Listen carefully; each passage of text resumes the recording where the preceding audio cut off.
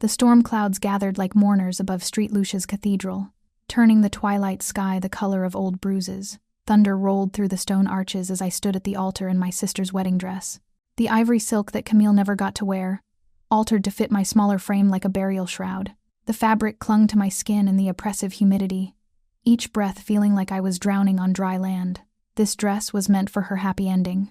Instead, it had become my execution gown. Preston Whitmore IV stood beside me in an immaculate white suit, a crimson dress shirt visible beneath the jacket, like a splash of fresh blood. His platinum hair was swept back from a face that belonged on Renaissance marble, too perfect, too still, as if something essential had been carved away to achieve that flawless symmetry. His pale eyes held no warmth as he recited vows that sounded more like incantations than promises, each word precisely enunciated in a voice that carried centuries of aristocratic breeding. The Whitmores had appeared 6 months ago, the same week Camille died. Before her body was even cold, they'd materialized with their lawyers and their checkbooks, offering to erase the crushing $600,000 in medical debt in exchange for one thing: my hand in marriage. At the time, drowning in grief and bills I could never pay, it had seemed like salvation, a fairy tale rescue when my world had turned into a nightmare. Now, standing at this altar with Preston's cold hand gripping mine, I understood the truth. Fairy tales always had monsters, to have and to hold, Preston said, his voice carrying easily through the vast cathedral. But his words weren't meant for me. They were meant for the gathered witnesses, impossibly beautiful people who sat in the front pews like predators at a feeding. I'd noticed it during the rehearsal. None of them ate the catered food. None of them blinked enough, and all of them watched me with an intensity that made my skin crawl. That's when I heard it. The whispered conversation that changed everything. Preston had turned slightly toward his groomsman, Tobias Vale, a man with black hair and eyes like chips of obsidian. The organ music swelled through the cathedral, and Preston must have thought the sound would mask their voices. But I caught every word that fell from his lips like drops of poison. "The blood contract is nearly complete," Preston murmured, his smile never wavering as he faced me, performing for the priest. "Her bloodline is confirmed. The conversion ceremony at midnight will finalize everything." "And what we did to the sister?" Tobias asked, barely audible. Preston's smile widened, showing too many teeth. "Was necessary. She discovered too much, asked too many questions. This one is more pliable." My blood turned to ice in my veins. Blood contract, conversion ceremony. What we did to the sister. The cathedral seemed to tilt around me, the stained glass saints and angels blurring into streaks of colored light. This wasn't about debt. This wasn't about rescue or salvation or any of the lies Preston had fed me over the past months. Camille hadn't died of leukemia. They had killed her. And now they were going to kill me too, or worse, do something that required a conversion ceremony at midnight. The priest continued his ceremony, oblivious to the fact that my entire world was shattering beneath the ivory silk of my dead sister's dress. The same dress she'd bought for a wedding that never happened, for a future that had been stolen from her by the man whose hand was currently crushing mine. "If anyone can show just cause why this couple cannot lawfully be wed, speak now or forever hold your peace." The silence stretched like a held breath. Preston's grip on my hand tightened, his fingers pressing against my sister's ring, the one piece of jewelry Camille had left me until the metal bit into my skin. A warning, a reminder that I belonged to him now, that my debts had purchased more than just my presence at this altar. But I didn't belong to anyone. Not anymore. "I object," I whispered, so quietly that only Preston heard me. His perfect smile faltered for just a fraction of a second, something ancient and terrible flickering behind those pale eyes. "Sloane, don't be foolish. We've come this far." "I object," I said again, louder this time. Loud enough for the priest to hear, for the beautiful predators in their designer suits to turn and stare with eyes that caught the candlelight like animals in the dark. The words tumbled from my lips like a dam breaking. 28 years of being told what to do, what to want, what to accept, all of it finally bursting free. "I can't do this. I won't do this." I yanked my hand from Preston's grip and stepped back, the train of my dress catching on the altar steps.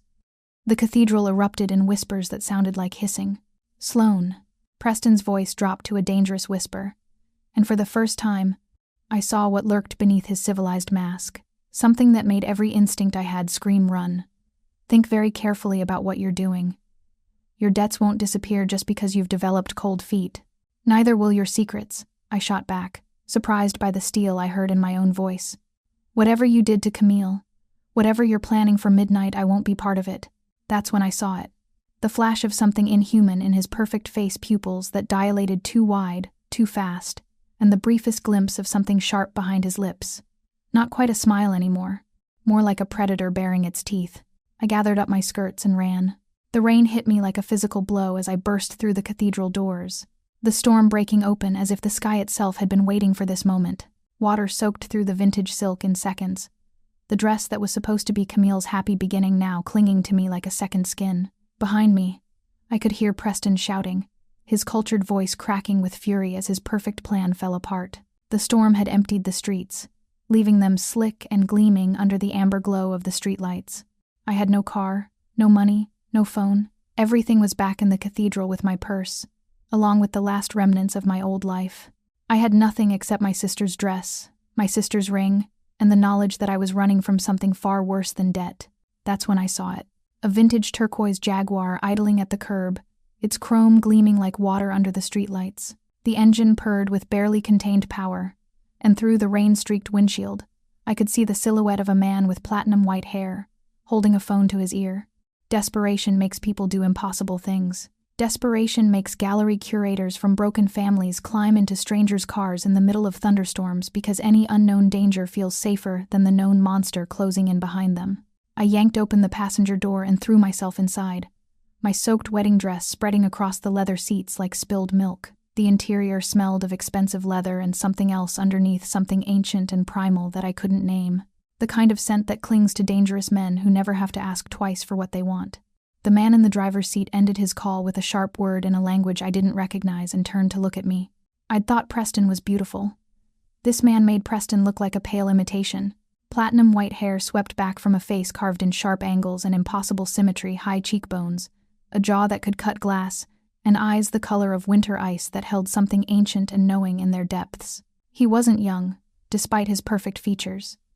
There was something in his gaze that had seen centuries pass, had watched empires rise and fall. "This isn't a taxi, darling," he said, his voice carrying a faint accent I couldn't place. British, perhaps, but older, shaped by languages that no longer existed.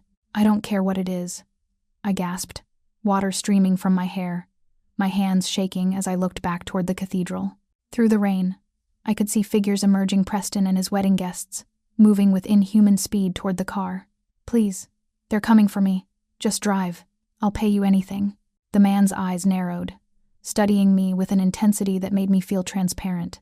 Then his gaze dropped to my hand, where I was gripping the door handle so tightly my knuckles had gone white, where blood was welling up from a cut I didn't remember getting, crimson drops falling onto his pristine leather seat. His pupils dilated, and I saw his jaw tighten, saw something move behind his lips, a flash of white that was too sharp to be entirely human. But then he closed his eyes, took a slow breath, and when he opened them again, he was back in control. "You're bleeding," he said quietly. "I know," I whispered, suddenly aware that I'd just thrown myself into a car with another monster. "You're not human either, are you?" His smile was slow and devastating, and confirmed every terrifying suspicion forming in my mind. "No, darling. And neither is the man you just ran from."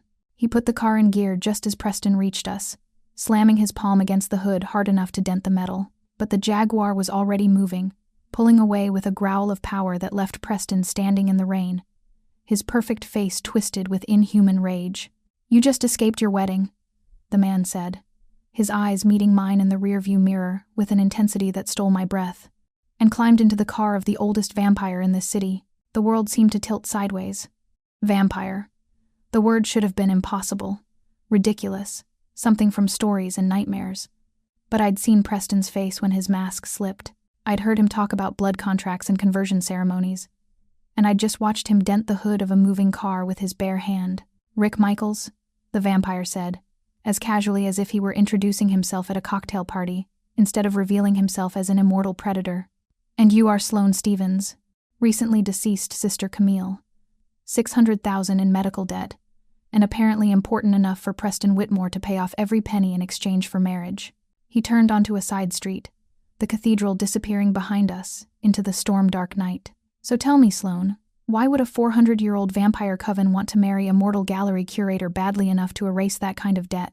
What makes your blood so special that they'd kill your sister to get to you? I don't know, I whispered, my voice breaking. I don't know anything. Rick's eyes found mine again in the mirror, and despite everything, despite the vampires and the terror and the impossibility of it all, I saw something in his gaze that looked almost like compassion. Then we'd better find out before midnight, he said softly.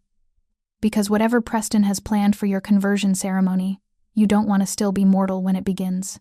The jaguar accelerated into the darkness, carrying me away from one monster and toward another. But as the rain hammered against the windows and the city lights blurred past, I realized something that should have terrified me but somehow didn't. For the first time in 6 months, since the moment Camille took her last breath, I wasn't numb anymore. I wasn't drowning in grief and debt and hopelessness. I was angry, and I was going to find out what they'd done to my sister, even if it meant making a deal with a vampire to do it. The Jaguar's engine growled through the rain-soaked streets, a living thing beneath us as Rick Michaels drove with the kind of confidence that came from centuries of practice. I pressed myself against the leather seat, watching the city blur past through rain-streaked windows, my wedding dress creating a growing puddle on the floor. Every breath I took felt stolen, as if Preston might reach through the storm itself and drag me back to that cathedral, back to whatever midnight ceremony he had planned. "You're shaking," Rick observed, his eyes finding mine in the rearview mirror. Those winter ice eyes that saw too much, understood too much. Though I suppose that's reasonable, given the circumstances being that I just found out vampires are real. My voice came out sharper than I intended, hysteria lurking at the edges. That the man I was about to marry murdered my sister? That I'm apparently sitting in a car with another monster who could kill me before I even scream? I could, Rick agreed with unsettling calm, taking a corner with precision that defied the weather. But if I wanted you dead, Sloane, you'd already be dead. I've had 300 years to perfect efficiency. He paused, something that might have been amusement flickering across his features. Besides, you're far more interesting alive. Preston Whitmore doesn't invest $600,000 without expecting a substantial return. The number hit me like a physical blow, dragging me back to 6 months ago, to Camille's hospital room, where machines beeped their steady rhythm, while my brilliant, beautiful sister wasted away in a bed that cost more per day than I made in a week. To the doctors who'd shaken their heads and talked about aggressive leukemia, about how sometimes these things just happened, how there was nothing anyone could have done. They'd lied, or they'd been lied to, because Camille hadn't died of cancer. She was so tired, I whispered, the memory rising unbidden. Near the end, she could barely keep her eyes open. I thought it was the disease, the treatments, but it wasn't, was it? They were draining her, drinking from her while she lay there dying. Rick's hands tightened on the steering wheel, his knuckles going white. Vampire venom in small doses mimics wasting diseases. It's elegant, clinically speaking. The victim grows progressively weaker, while the vampire gains knowledge from their blood memories, skills, secrets. By the time Camille died, Preston knew everything she knew. She was researching something, I said, the pieces clicking into horrible place. In the weeks before she got sick, she'd been staying late at the gallery, going through old acquisitions records. She said she'd found something important, something about the Whitmore family's art collection that didn't make sense. I pressed my hands against my temples, trying to remember. She wanted to tell me about it, but then she collapsed at work, and after that, it was just hospitals and treatments and watching her fade. And Preston appeared when? The day after her funeral. The memory tasted like ash. I was at her apartment, trying to figure out how to pay the bills, and he just showed up, like he'd been waiting.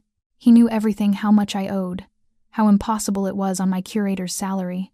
He offered to erase it all if I married him, said his family valued supporting the arts, that Camille's dedication to preserving history had impressed them. A bitter laugh escaped me. I actually believed him. I thought I was so lucky, being rescued by a wealthy philanthropist who'd fallen for me at my sister's memorial service. Vampires are excellent liars, Rick said quietly. We've had centuries to perfect the art. Preston specializes in acquisition through manipulation. He identifies what people need most desperately, then offers it in exchange for something they don't realize they're giving away. The Jaguar turned down a narrow street lined with Victorian mansions, their Gothic facades looming through the rain like monuments to a bygone era. Rick pulled through iron gates that opened without him touching any remote, closing behind us with a finality that should have terrified me. But after everything else tonight, this seemed almost mundane. "Where are we?" I asked, as he parked beneath a covered portico. "Somewhere Preston can't reach you without starting a war he's not ready to fight." Rick turned in his seat to face me directly, and for the first time, I saw him clearly, the sharp elegance of his features, the way candlelight from the mansion's windows caught in his platinum hair like captured moonlight, the absolute stillness of someone who didn't need to breathe unless they chose to. "My home. My territory. Under supernatural law, you're under my protection now, whether you want to be or not. And what does that protection cost me?" I'd learned enough tonight to know nothing came free, especially from immortals. His smile was sad, almost human. "The truth. I need to know why Preston wants you specifically. What makes your bloodline worth murdering your sister and manipulating you into marriage? Because Sloane, I've been watching the Whitmore coven for months, and whatever they're planning, it's bigger than one woman's debt." He opened his door, then paused. "And I need you to trust me long enough to find out what Camille discovered before they killed her." The rain hammered against the roof, nature itself seeming to demand an answer. Behind us, somewhere in the storm-dark city, Preston and his coven were hunting. Ahead, a vampire I'd known for less than an hour was offering protection that might be another cage. But Camille's voice echoed in my memory, from one of the last coherent conversations we'd had. "If something happens to me, Sloane, promise you'll finish what I started. Promise you won't let them win." I hadn't understood what she meant then, but I was beginning to. "All right," I said, gathering the soaked silk of my sister's dress and stepping out into the rain. "Let's find out what my sister died protecting." Rick's smile this time held approval, dangerous and beautiful as a blade. "Then welcome to the darkness, Sloane Stevens. Let's hope you survive what we find there."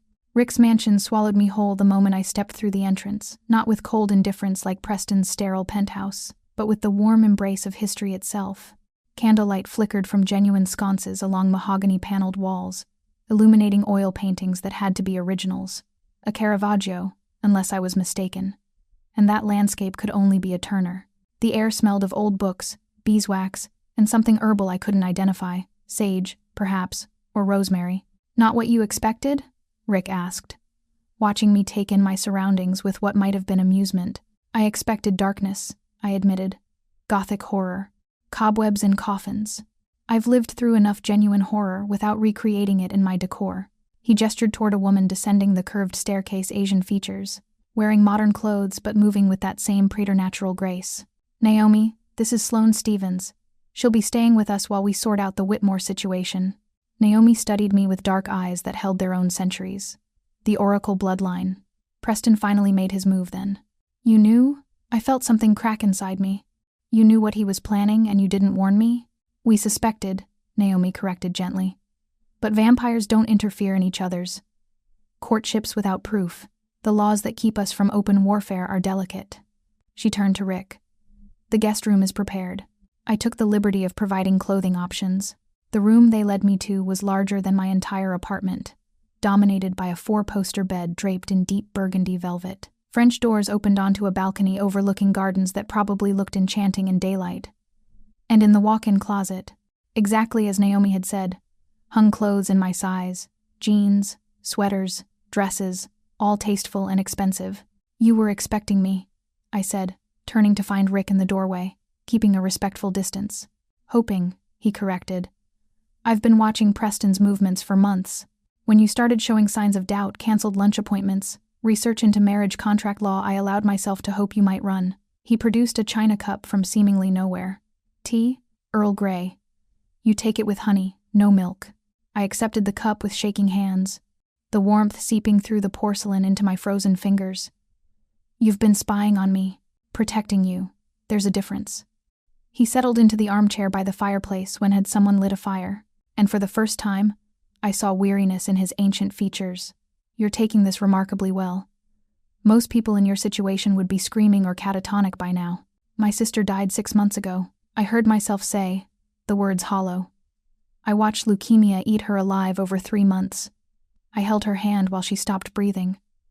I've been numb ever since, going through motions, signing contracts, agreeing to marry a stranger because nothing mattered anymore."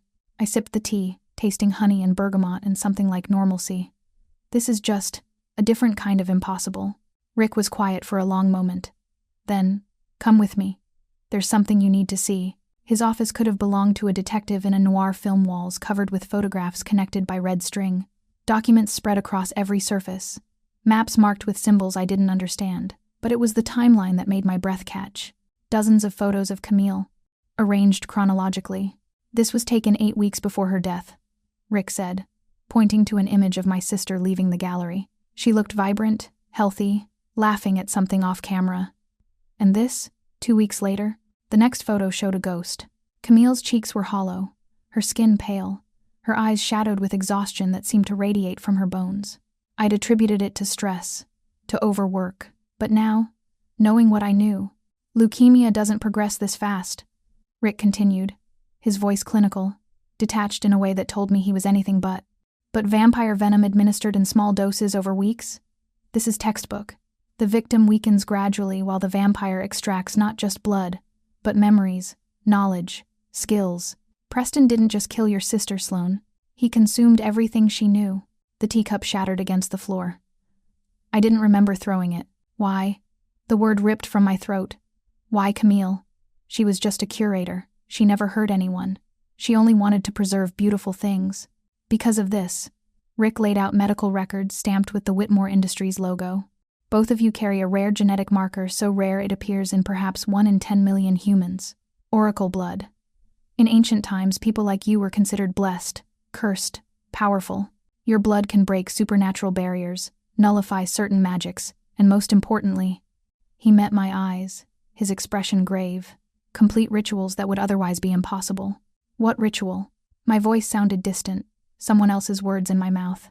One that breaks the compact between vampires and humans, the ancient agreement that keeps us in the shadows, that prevents us from openly ruling over mortals. Preston wants to shatter that barrier, and your blood is the key he needs to do it.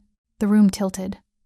I grabbed the desk for support, my mind racing through implications I didn't want to understand. Then why not just take my blood? Why the marriage, the elaborate courtship? Because oracle blood freely given is exponentially more powerful than blood taken by force. The ritual requires your willing participation, a bond of marriage, sealed in blood and vow. Rick's jaw tightened. That's why he killed Camille. She discovered what she was, found evidence of their plans. She would never have consented. But you, drowning in grief and debt, I was easier prey. The words tasted like poison. You were vulnerable, and Preston has spent 4 centuries perfecting the art of exploitation. Rick moved closer, stopping just within arm's reach. I'm sorry. For your sister, for what Preston did, for dragging you into a war you never asked to fight. Why do you care? I looked up at him, this ancient creature who'd somehow maintained more humanity than the man I'd almost married. What am I to you except another problem to solve? For a moment, something raw flickered across his features, old pain, carefully buried but never forgotten. I was turned in 1724, violently, without choice or consent or any understanding of what was happening to me. I spent my first century as the monster you probably imagine all vampires to be. His voice dropped. Then I met someone who taught me that immortality doesn't have to mean losing your humanity. That choice, even delayed, even imperfect, is what separates us from true monsters. And Preston lost that distinction centuries ago, if he ever had it at all. Rick's phone buzzed, shattering the moment. His expression went dark as he read the message. The city morgue. Whitmore Industries has requested Camille's body for examination.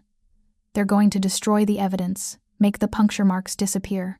Something crystallized inside me, grief transforming into purpose, sharper than any blade.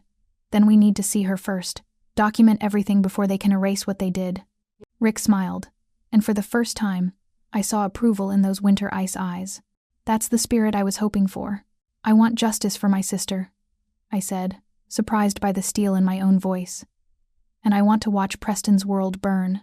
Then let's go get your sister, Rick said, before the monsters erase her completely. The city morgue at 2 a.m. was a temple to death. Fluorescent lights humming their electric requiem, the air thick with formaldehyde and the chemical sweetness of preservation. Rick moved through the corridors like he owned them, nodding to the night attendant who looked carefully away as we passed. Naomi flanked us, her eyes constantly scanning for threats I couldn't see. Drawer 247, Rick said quietly, stopping before a wall of refrigerated compartments. Are you ready for this? I wasn't. How could anyone be ready to see their sister's corpse, knowing now that her death had been murder disguised as mercy? But I nodded anyway, because Camille deserved someone who would bear witness to what they'd done to her. Rick pulled the drawer open with a metallic whisper that seemed too loud in the silence. Camille looked smaller than I remembered, diminished by death in a way the hospital bed had never managed. They'd dressed her in a simple gown for the viewing I'd arranged but never had the strength to attend. Her hands were folded across her chest, and even in death, even with mortician's makeup trying to restore color to her cheeks, she looked drained, hollowed out. "May I?" Rick asked, his hands hovering over the gown's hem with surprising delicacy. I couldn't speak, so I nodded. He examined her with clinical precision, lifting the fabric to reveal her inner thigh, and there, barely visible against her pale skin, easy to miss if you weren't looking, were 2 puncture marks, small, precise, professionally placed where they'd be hidden by clothing, by modesty, by the assumptions of doctors who'd seen leukemia 1,000 times before. "Vampire-feeding marks," Rick said, his voice tight with controlled fury. "Multiple sessions, judging by the scarring. He fed from her slowly, over weeks, extracting not just blood but everything she knew." He produced a small kit from his coat, taking samples with practiced efficiency. "The venom traces will prove it was vampire work, if anyone who understands such things ever examines this evidence."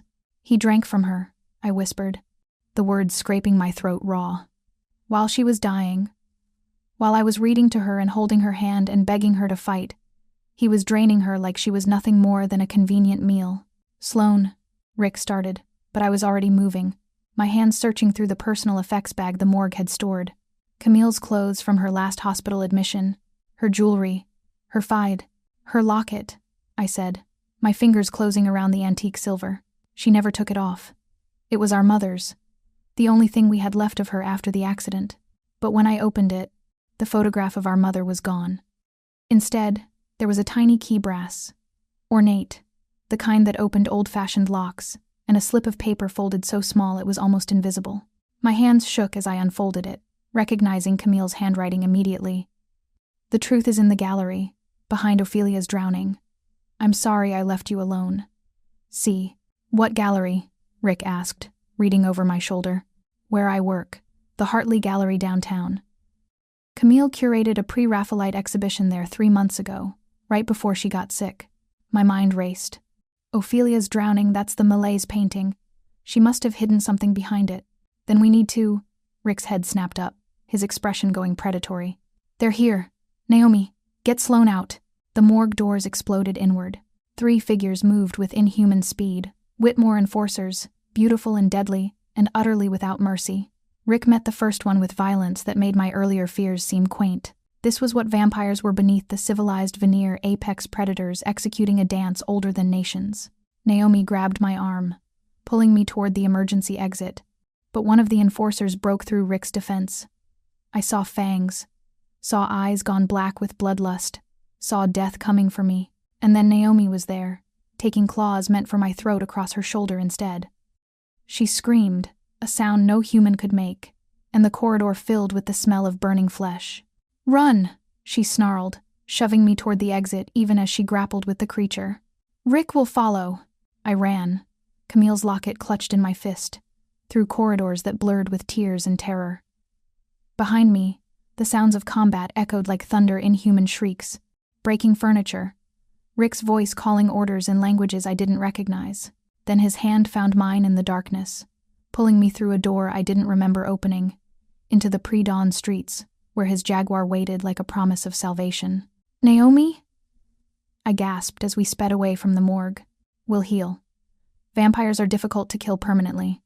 But his jaw was tight, his knuckles white on the steering wheel. "They knew you'd come for Camille's body. Preston's been ahead of us this entire time." "Then we go to the gallery," I said, surprised by my own certainty. "Whatever Camille hid there, it's important enough that she risked everything to preserve it." "At dawn," Rick agreed.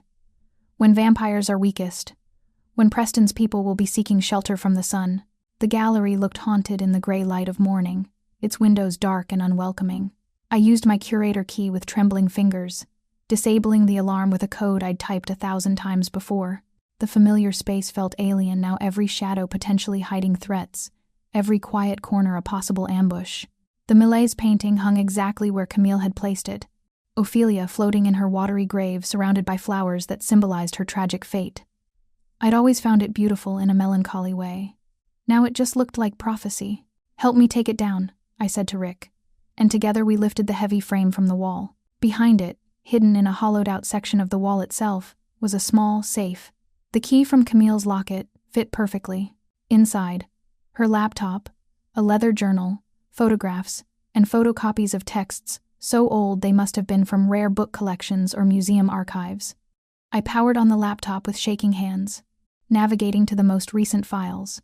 Whitmore Investigation Final Notes, read the top folder. Camille had been meticulous, tracking every property the Whitmore coven had purchased over the past century, and every single one, warehouses, estates, even a abandoned church, sat on ground historically associated with ritual magic, blood sacrifices, supernatural workings that predated modern vampire society. She found the pattern, Rick breathed, reading over my shoulder.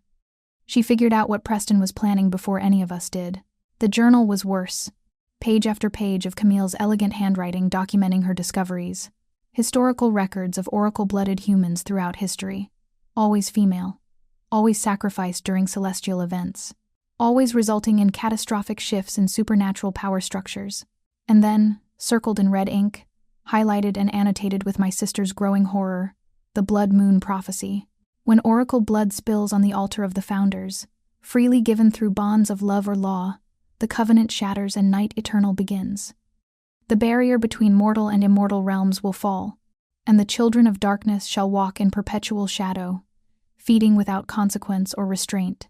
Below it, in Camille's handwriting, next blood moon, 72 hours from tonight. Preston has been courting me, but I think he knows, I suspect. If anything happens to me, this is proof. Sloan, run. Your blood is the key. Don't let them. The entry ended mid-sentence, ink smeared as if she'd been interrupted. As if Preston had arrived while she was writing, and the date was the night she'd collapsed at work. My phone buzzed in my pocket, an unknown number flashing on the screen. I almost didn't answer, but something made me hit accept. Preston's face filled the screen, his smile sharp as broken glass. Behind him, tied to a chair with silver chains, was Iris, my best friend since college, the woman who'd held me through Camille's funeral, whose apartment I'd been staying at because I couldn't bear my empty home. Her scrubs were torn, her face bruised, and her eyes were wide with terror above the gag covering her mouth. "Hello, darling," Preston purred. "You've been very busy tonight, breaking into morgues, consorting with my enemies, uncovering secrets that were never meant for mortal eyes." His smile widened. "I'm disappointed. I thought we had an understanding." "Let her go," I said, my voice steadier than I felt. "Iris has nothing to do with this. She has everything to do with this. She's leverage, Sloan. Motivation for you to fulfill your obligations. You have until sunset tomorrow. Come to the estate alone. Walk willingly into the ceremony we'd planned for our wedding night, and I'll let your friend live." He leaned closer to the camera. "Rick Michaels can't protect you from destiny. The prophecy will be fulfilled, with or without your cooperation. But this way, at least you save someone you love." The call ended, leaving me staring at my own reflection in the black screen. "Everyone I love dies because of me," I whispered. "Camille. And now Iris. All because I carry this cursed blood." "No." Rick's hand covered mine, warm despite the immortal chill of his skin. "Everyone you love dies because of them. Because Preston and his coven have spent centuries treating humans as resources to be exploited. There's a difference." I looked up at him. This ancient vampire who'd somehow retained more humanity than the mortal man I'd almost married. "Camille's research, is it true? Am I really the last oracle?" His expression confirmed it before he spoke. "According to her documentation, yes. The bloodline has been systematically eliminated over centuries by vampires who feared its power. You're the only one left. That's why Preston moved so quickly after Camille's death. He couldn't risk losing both of you. And the blood moon, the prophecy. In 72 hours, during the eclipse. If Preston sacrifices you on the altar using the ritual your sister discovered." Rick's jaw tightened. "Every vampire in existence will be free to feed without consequence. The laws that keep us in shadows, that protect humanity from becoming cattle, all of it ends. Cities will fall. Civilization as you know it will collapse into feeding grounds and blood farms. The weight of it crushed down on me, not just my life, but millions of lives, balanced on whether I could stop Preston's plan. Then we stop him, I said. We save Iris, destroy whatever ritual he's planned, and make sure the Whitmores never hurt anyone again. That might require you to become what killed your sister, Rick said quietly. If we're going to fight Preston on his ground, during his ceremony, you'll need more than mortality and courage. You'll need power he doesn't expect. I understood what he was offering. What it would cost. What I would become. I'm willing to become anything, I said, meeting his winter ice eyes without flinching. If it means Iris lives and the Whitmores burn. Rick's council chamber was nothing like I'd imagined. No Gothic theatrics. Just a modern conference room with floor-to-ceiling windows overlooking the city. But the tension crackling through the air as a dozen vampires gathered was medieval. Primal. The kind that preceded wars. You're asking us to go to war with the Whitmore Coven over one mortal woman, said a vampire with sharp features and colder eyes, Julian Frost, Rick's most vocal opposition. Some of us believe the compact has outlived its usefulness. Why should we hide in shadows when we're clearly superior? Because superiority without restraint is tyranny, Rick said quietly. But his voice carried the weight of 3 centuries. And because the moment we start treating humans as cattle, we become the monsters they fear. I've seen what happens when vampires rule openly. It ends in pitchforks and fire, in extinction events that take centuries to recover from. Or it ends in a new world order, Frost countered. Preston's plan has merit. The Oracle blood could give you nothing, Rick interrupted, his eyes flashing silver. Because anyone who touches Sloane Stevens answers to me personally. And I promise you, Julian, that's not a fight you'll survive. The standoff stretched like a blade against throat. Finally, half the council nodded their allegiance. The other half remained carefully neutral, which, in vampire politics, meant they'd side with whoever won. We can't assault the Whitmore estate directly, Naomi said, breaking the tension. It's too fortified, too well guarded. We'd lose half our people before we breached the inner chambers. Then we don't assault it, I said, surprised by my own voice. We accept Preston's invitation. Rick delivers me to the gala as promised. Plays the role of ancient vampire honoring an old debt. We get inside, wait for the right moment, and destroy the ritual from within. Rick's eyes met mine, something like pride flickering in their depths. That could work. If Sloane can defend herself long enough for us to act, which was how I found myself in Rick's training room at sunset, facing Naomi across a space that had seen centuries of combat practice. Oracle blood burns vampires with ill intent, Naomi explained, holding out a silver blade. It's a defense mechanism. Evolution's way of protecting rare bloodlines from predators. But you have to weaponize it consciously. Turn your own mortality into a weapon. I took the blade, my hand trembling. And if it doesn't work, then you die, and Preston wins. Naomi's honesty was brutal but necessary. Cut your palm. Just enough to draw blood. The pain was sharp and immediate, crimson welling up from the slice. Naomi extended her own hand, and I pressed my bleeding palm against hers. She screamed. Blue flame erupted where our skin touched, searing vampire flesh like acid, like holy fire, like every folklore warning wrapped in scientific reality. Naomi jerked back, her hand already healing, but her eyes were wide with something that might have been respect. That, she breathed, is how you survive. Remember that feeling. Remember that you're not helpless, you're dangerous in ways Preston hasn't anticipated. The Whitmore estate made Rick's mansion look like a cottage sprawling Gothic architecture that belonged in European fairy tales, all soaring spires and gargoyle watchers. The blood moon was rising, turning the sky the color of fresh wounds. And everywhere I looked, impossibly beautiful people gathered in expensive clothes and predatory grace. I wore scarlet silk that clung like a second skin, a dress Rick had provided that made me look like a willing sacrifice, which, I supposed, was exactly what Preston expected. Remember, Rick murmured as we approached the entrance, his hand warm at the small of my back. Your bait. Play the role. Let him think he's won until the moment we strike. Preston greeted us at the door with triumph radiating from every perfect feature. Michaels, I knew you'd see reason eventually. The oracle for the nurse, a fair trade. Considering the alternative. I keep my bargains, Rick said, his voice carefully neutral. Though I expect the same courtesy in return. Of course. Preston's hand closed around my wrist with possessive force. The ritual is at midnight. Until then, enjoy the festivities. It's not every day we witness the birth of a new era. The gala was a study in beautiful monsters, 200 vampires from across North America. all gathered to witness the compact's destruction. I spotted Iris in a corner, alive but bound with silver chains, her eyes meeting mine with desperate hope. I gave her the smallest nod. Wait. Trust me. I circulated through the crowd on Preston's arm, playing the role of resigned bride while my mind raced with strategy. The conversations I overheard made my blood run cold. The ritual will be broadcast to covens worldwide. Once the barrier falls, we start with the major cities: New York, Los Angeles, Chicago. They're estimating thousands dead in the first night alone, before the humans even understand what's happening. The weight of it crushed down on me. Not just my life, but civilization itself, balanced on whether I could play this role convincingly enough to get close to Preston's altar. Midnight struck like a death knell. Preston led me down stone stairs that descended into the earth itself, into chambers that predated the mansion by centuries. The ritual space was carved from living rock, covered in symbols that hurt to look at ancient text in languages that had died before Rome rose. At the center stood an altar stained dark with old blood. "Silver chains," Preston said, almost apologetically, as his people bound my wrists. "I'm afraid I can't risk you attempting anything heroic. The prophecy requires your blood freely given through bonds of law. Our marriage contract technically counts, creative interpretation notwithstanding, but it doesn't require you to be conscious for the draining. You killed Camille," I said, needing him to admit it, needing the truth spoken aloud. "Your sister was brilliant," Preston acknowledged, beginning his incantation in Sumerian, in syllables that tasted of blood and darkness. "Too brilliant.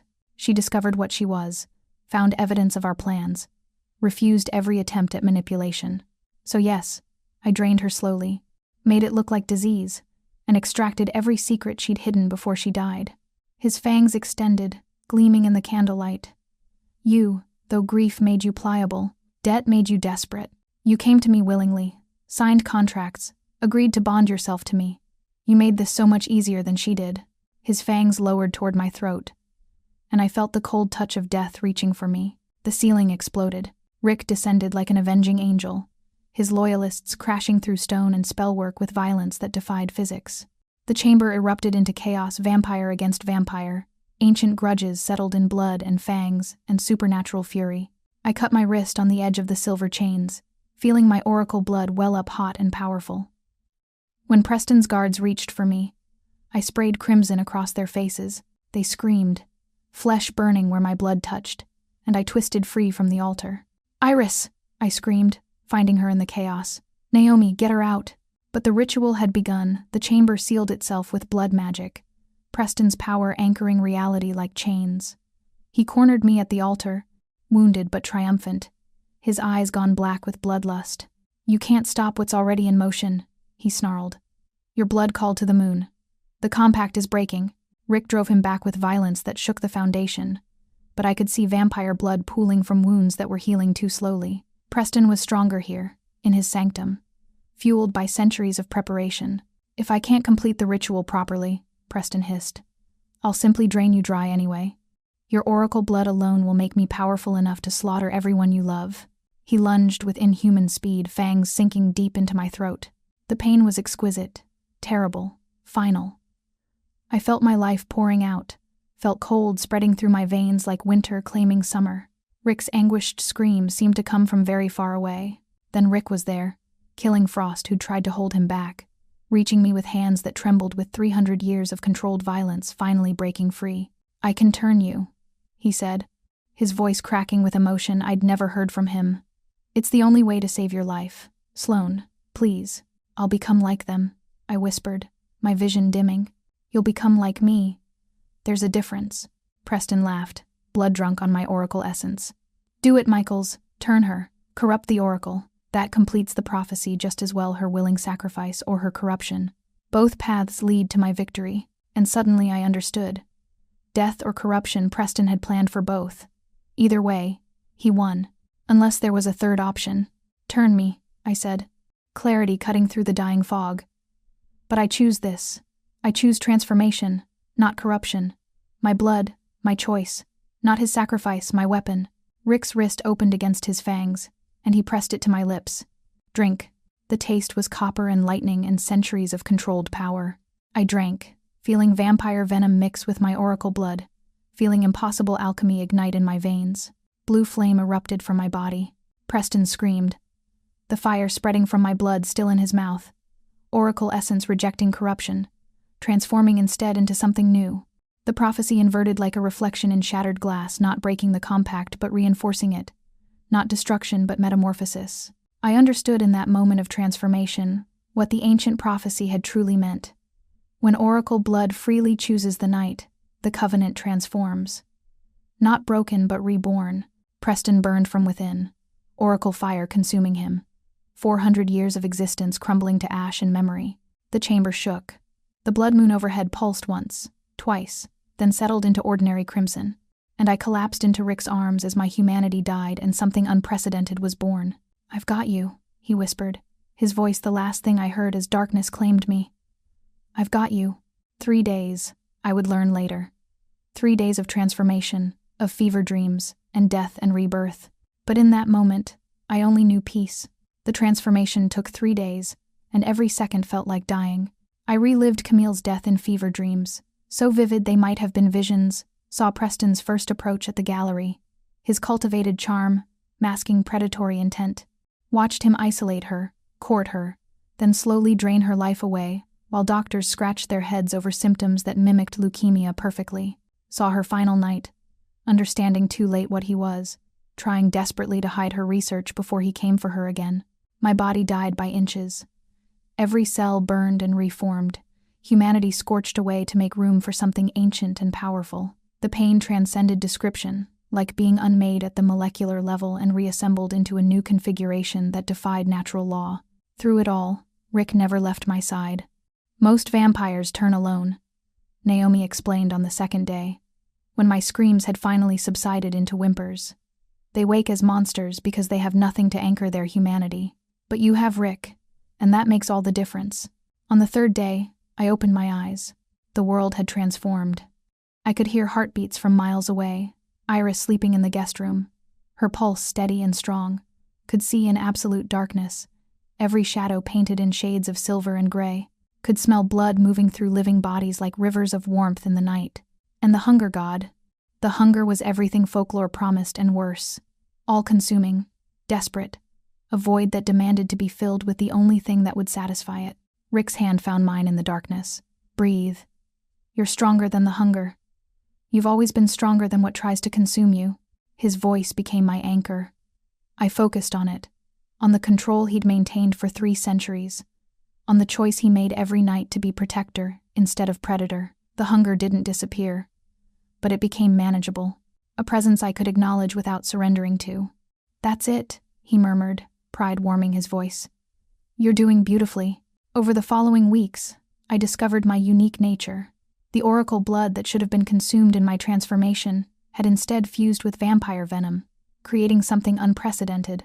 I could walk in sunlight without burning, my oracle heritage protecting me from the weakness that sent other vampires fleeing to shadows. My blood still carried healing properties, could cure or harm depending on my intent, could burn enemies or strengthen allies. "You're the bridge between our worlds," Rick said one night, watching me stand on the balcony at noon, sunlight streaming across my skin without pain. "The living proof that transformation doesn't have to mean corruption." I visited Camille's grave under starlight, kneeling on earth that should have felt foreign to my undead flesh but somehow still felt sacred. "I'm not the girl you protected anymore," I whispered to the headstone. "I'm the woman who'll protect others from monsters like Preston. Your research, your courage, your sacrifice, it all meant something, Camille. I promise you that." 6 months passed like a dream. The vampire world convulsed in the aftermath of Preston's death. Ancient councils convened for the first time in centuries, forced to acknowledge that the compact between mortals and immortals needed reformation, not destruction. The covenant of willing transformation was established. Mortals could choose to become vampires, but never through force or manipulation. Oracle-blooded individuals were declared absolutely protected, their rarity making them sacred rather than sacrificial. Rick and I became symbols of the new order, living proof that choice mattered more than destiny. Iris recovered slowly, carrying trauma that would take years to fully process. But she knew the truth now, and together we founded the Stevens Sanctuary, a place where mortals victimized by vampires could find support, protection, and understanding. Camille's gallery became a memorial and education center, preserving her research and teaching the true history of vampire-mortal relations. The blood moon rose again 6 months to the day after Preston's destruction. but this time it marked celebration instead of sacrifice. Rick and I stood before Naomi and a gathered crowd of vampires and humans, an unprecedented alliance to perform the bonding ceremony. The old ritual required blood and vow, Naomi intoned, her voice carrying centuries of tradition. You exchange essence, bind your fates together. If one dies, the other follows. It's the ultimate commitment between immortals. Rick's wrist opened against his fangs, and he offered it to me with eyes that held 300 years of loneliness finally ending. I bit my own wrist fangs still strange in my mouth, and we pressed the wounds together, feeling our essences mingle and merge. The bond snapped into place like a key turning in a lock that had been waiting centuries to open. Two immortals, Naomi said softly, choosing eternity together. Iris stood in the front row, mortal and precious and alive, a reminder of everything we fought to protect. She was crying, but smiling too, understanding what this moment meant. Dawn broke after our bonding night, painting the sky in shades of gold and rose. I stood on the mansion balcony, watching the sun rise without fear. Rick, joining me as light that would have destroyed any other vampire, washed over us, harmlessly. Camille died thinking she'd failed, I said, my hand finding his. But she didn't. Her research, her courage, her refusal to surrender, it saved me. I'm alive because she taught me to question, to fight, to choose my own path. What would she think of what you've become? Rick asked, genuine curiosity in his voice. I laughed, the sound carrying joy I hadn't felt in years. She'd probably say I always had terrible taste in men. Dating a 300-year-old vampire would definitely confirm her worst suspicions. We stood there as dawn became morning, centuries stretching before us like an open road toward horizons we'd explore together. That afternoon, I hung a new painting in Camille's memorial gallery. It showed a woman drowning, like Milese's Ophelia, but this woman wasn't surrendering to the water. She was transforming, becoming a phoenix made of water and blood and moonlight, choosing rebirth over death. The title read, Oracle Rising, for Camille, who taught me that death is just another beginning. I fled my wedding and jumped into a stranger's car. He turned out to be a vampire, but I turned out to be something even the vampires didn't expect, a woman who refused to be anyone's sacrifice.